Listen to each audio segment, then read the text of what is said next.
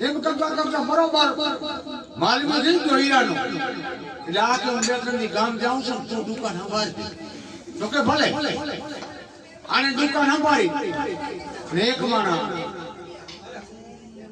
Hero લઈને આવ્યો કે આ હીરો વટાવો છે. શેઠ ક્યાં ગયા? તો શેઠ બહાર પણ હું વટાવી દઈ. એને કળહટીએ ચડાવીને જોયો હીરો હતો ને એનો બોલીને ચૂકવી દીધું. હું માને લઈને જતો રહ્યો અને હીરો રાખી દીધો. અને ઝવેરી બાર ગામથી આયા એટલે આવીને વાત કરી કે શેઠ મેં આજે એક મોટો વેપાર કર્યો છે. શેનો? તો કે આ હીરો મેં લીધો છે આટલા કિંમતમાં રૂપિયા મેં ક્યાં? તો કે એટલે એને હીરો લઈને આપ્યો ઝવેરી કે ભલામણ આ તો પૈસા તે ઘણા દીધા, આટલો બધો આ હીરો ક્યાં એવો હારો છે? આ તો ખરાબ હીરો છે. રૂપિયા તે ઘણા આટલા ભૂલ કરી છે. તો જે થયું પણ શેઠ ને સમજી વિચારી મગજ કહી અને તમારા ભેગા 12 મહિના થયા છો વિચાર કરી કરીને હીરો હોટનો શેર લીધો છે. તઈ હીરાના માલમીને એમ થયું કે હવે બરોબર જાણકાર થઈ ગયો છે. હાથે વાત કહું આ તારો હીરો હાજે આમાં પડે તો આપણે કીધું જોયો જ નથી.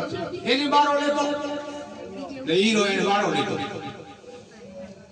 જોતો જોયો જોઈને સમજતો કે આ હીરો ખોટો છે. હવે એને ખબર પડી એટલે રાખી દીધો. એમાં દાનત જો બધો હોય તો પાછું સારું નથી. એક મારા હીરો લઈને ગયો તો અને ઝવેરીએ કીધું કે આ હીરો ખોટો છે. લઈરાનો ઘા કર્યો થરથી ટકરા થઈ ગયો હીરો. હીરાની વાત આવી ભણા માણા તારા જેવો ઝવેરી માણા ઉઠી અને મારું પાછું કરવાને બદલે મારું હૃદય ફાટી પડ્યું ને હીરો ઉફાટું. એટલે સંતનો સંસારમાં તો અજનિજાર બ્રહ્માંડ જ્ઞાન કેરી રહેશે હું તો થારક મોઠામ સર્વોર તરુઓર સંતજન ચોથા વર્ષે મેં આ પરમારથને કારણે તારે ધર્યા દેશ. એક સંત હતા એટલે એક ગામમાં ગયા તો ગામમાં ગયા એટલે એક વાક્ય લખાણ હતું કે માણા ધારે કરી. એટલે સત્ય વિચાર કર્યો કે આ મંદિર છે, મંદિર પાસે બેહવાનું છે, અહીંયા બેહી જાવ. મારે આ મનમાં ધારવું છે થાય છે કે નહીં. એટલે માણસો આજુબાજુ આવ્યા કે બાબુ જમવાનું? તો કે જમવાનું તો મારે જમવું છે પણ મારો તે હવે પૂરો થઈ ગયો છે, મારા જમવા થઈ છે. કોક મને કન્યા પીણ આવે ને મારી સેવા માટે એનું મારે ખાવું છે. નકર મારે જમવું નથી. એમાં એક બે દી 3 દી નીકળી ગયા. હવે આવડા બધા સંત ઉંમરના એને તો કોણ કન્યા દે? એક શેઠ નગરજીને ખબર પડી કે આપણા ગામની અંદર સંત આવ્યા છે, 3 દી ત્યાં ભૂખા છે તો જમતા નથી કે કન્યા તેણ આવે તો જમવું. એટલે ઘરે જમવા ગયા કે દીકરીએ કીધું શું આવ્યું નથી જમતા, એનું કારણ શું છે પિતાજી? તો સંત એમ કહે છે કન્યા મને પેણ મારી સેવા કરવા માટે. તો આ વાળી જો એમ હું પેણી પણ તું તો કે હા મારે સેવા કરવા જવું એનું છે. સબની સેવા તો જડે તમારે. આ છે કીધું બાબુ મારે ઘરે જમવા પધારો, મારી દીકરી તમને પેણ આવે. હાલો તો કે હાલો ગયા. દીકરી કરી કે બેટા તારા બાપે કીધું તારે માન્ય હશે ને? કે બેટા ને કે પેલું હોય બેટા કે તારે માન્ય હશે? તો કે હા મારે માન્ય છે પણ મારી એક શરત છે. તો પહેણવાનું તમારે કેમ શરત તમે મેકી છે? પછી જમવું મારી એક શરત છે. તો કે શું? તો કે 4 રતન જે લઈ આવી મને હાથમાં આપે ને એને મારે પહેરવાના મેં નાનપણથી નિયમ લીધા છે.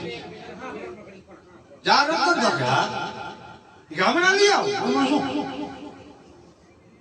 એ સબ કર્યા વરસિયા ગામ બારે દરિયા કિનારે ગયા અને કમડર કાઢી દરિયા માંડવા બોલે છે.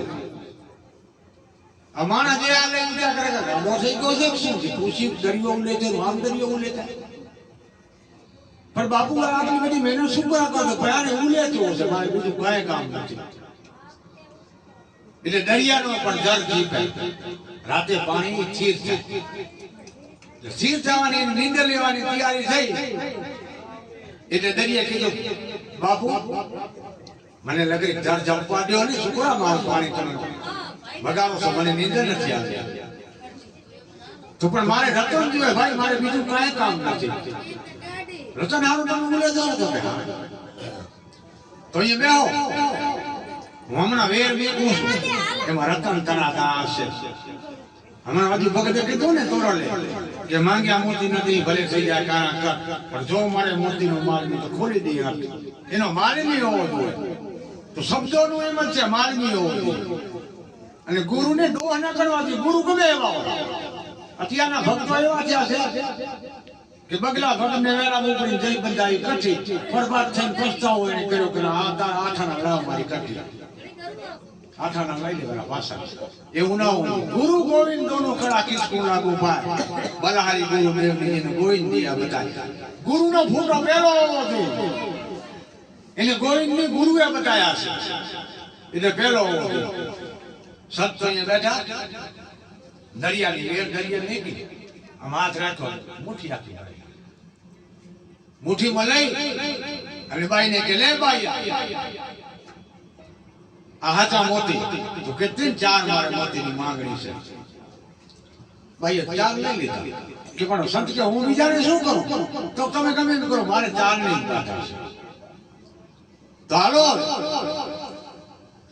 તમારે ભેગું છે ને તો કે એ હમે માંડવાનું નામ તેમ જમણવાનું બધું શેઠે ગોઠ્યું સંત કે ભાઈ મારે કાંઈ ભેગું નથી મારે તો આમાં વાક્ય લખેલ હતું ને કે માણા ધારે કરી એટલે અત્યારે માણા ધારે કરી શકે છે અને જો અત્યારે જીવ્યા જેવો છે જીવી શકે તો આ ધર્મ યુગમાં જે સંતોની કહાટી થઈ ને એ અત્યારે નામ કાને નિષ્ઠા છે ભક્તિ કરો એટલે આરામથી બેરો પાર થઈ જાય પણ નથી થતી એનું એક કારણ છે શું કારણ છે કે બધાને મને તમને માયા વાગી છે અને માયા એવી છે બેટાથી નથી કેની માયા અને કેને જઈને લડે એક ટૂંકો દાખલો છે લકડી જેટલો એક ભાઈ ભાત દેવા જતો હતો ને આપણે તીડીના જમાનામાં શાકના ડોણા બધા હતા હવે આ એક દીકરા દૂરથી આવી એટલે આમ જાતો એમાં એને ઠેહ લાગી એટલે આમ પડ્યો તો જ્યાં હાથ ગયો છે ને માટી ખાઈ ગઈ એટલે કાઠલા દેખાડો નનકો દોણી આમ એને સાફ કર્યો ને ખોડી આંડલી કાઢી તો માલિક એમાં ચરવું ભર્યા આડી બધી આંડલી હોનાના ચરવું ધૂળવાળી આંડલી હતી માટી મોએ ધૂળવાળી જોઈ પાય નદી આવતી લેને કે ધોતો જાવ ધોવા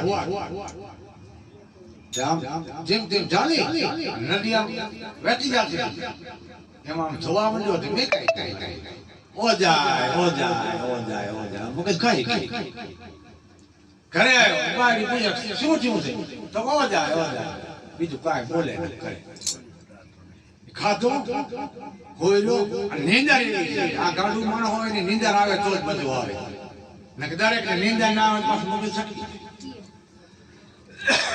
નીંદર આવી અને કે હા ભર્યું તો કે આપ કાઈ નહીં કે થોડા કાલની વાતના બોલ્યા નથી ને હા ભર્યું તો કે ઓય બોલો ને શું છે તો કો ભાત દેવા જતો હતો ને એમાં મને ટ્રેન લાગી જાય જ્યાં હાથ પગ્યો ને ઈ ઠકાણે કાટલો મને દેખાણો તો ખોદ્યું કે હોનાના આખા ચડું આંડલી પછી આને સીધો પછી કે જોવા અને માટી કાઢીને એમ હાંડલી નીકળી ગઈ નદી ચાણી ગઈ તે બા ઓનું ઠકાણે બાઈ કે એમ જોવા ઉમરો સૂટો મે કે ઊભી બજાડે એમ જોવા કેની માયા કેને જડી અને કેના ફેરવી નાખ્યા આ માયા મને તમારે વર્ગી છે માયાથી પર કોઈ છે નહીં નકા તુલસીદાસ એક સાખીમાં કીધું છે માણાને કાંઈ કરવું પડે બધું ભગત હમણાં કીધું ને આ તો બધા આપણાને રસ્તો બતાવી ગયા છે.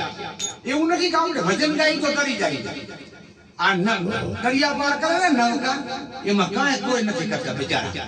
એમાં 3 સાધુ બેઠા નાવ, 3 સાધુ બેઠા એટલે હાલતું થયું નાવ. એટલે સંતે પૂછ્યું કે કાંઈ શાસ્ત્રનું જ્ઞાન છે? અરે બાપુ, શાસ્ત્ર મારે કઈ વાંચવા, આ આખો દી ગધા મજૂરી કરું તો છોકરાનું પેટ ભરાય છે. તો તારી 8 આના જિંદગી પાણીમાં ગઈ. તો જે છે વળી આ ભજન ભજન કાંઈ આવડે છે? કથા કીર્તનમાં જ્યાં જાશો, અરે બાપુ આના સિવાય કાંઈ મારે છે જ નહીં. તો તારી 8 આના જિંદગી પાણીમાં જે થયો. કોઈ સંત સાધુની અતિશીને આને ટુકડો આપશો, 5 પૈસાનું દાન પૂન કાંઈ કરશો, પણ કે પૂરું માન થાય એમાં મારે ક્યાં કરવું? તો તારી 5 જિંદગી 12 જિંદગી પાણીમાં ગઈ. તો બાપુ જે કયો ભગવાન કરે હાજર. એમાં નામ મત દરિયા પહોંચી પવનની લહેરથી ઉપડી અને નામ આમ થાવા મંડી. તે નાવિકે સંતને કીધું 3 સાધુને કે બાપુ તમને તરતા આવડે છે? તો કે ના. તો હું તો હમણાં તરીને જતો રહી, તમારી આખો રૂપિયો આમાં છે. બોલો કુંભારામ બાપુની જય.